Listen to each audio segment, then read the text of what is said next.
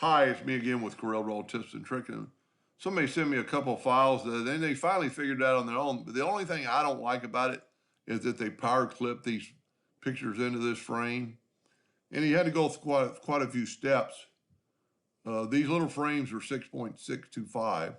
The whole frame is 6 inches. So we're just going to kind of hold down the control button and make a 6 inch with my ratio locked. I just have to type it in one.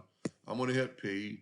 Then I'm going to take another rectangle and I'll make it 2.625. I'm going to go ahead and make it in red just so we can see the difference. I'm going to take my pick tool and then I'm going to change my nudge factor to 0.25. That's the distance he has these things spread out.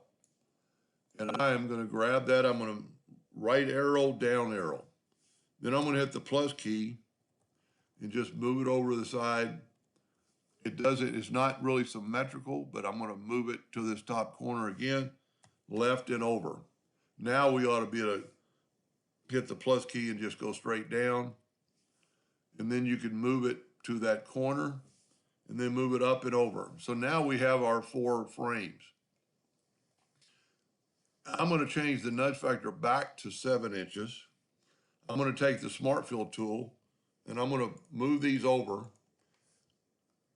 just for a couple of reasons. I just like doing it. One, left click, right click.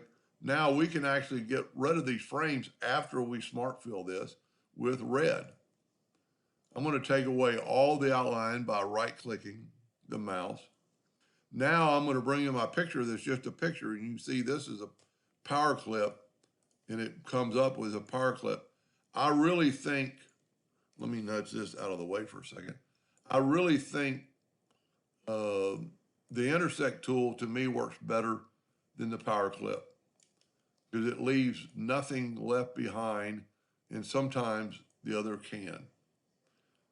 Oh, what I didn't do, I need to group these together. Go to Object, Group. Now to work with the Intersect tool. And now we have that. I can nudge that over. I can nudge my picture over. And now I can nudge my frame up.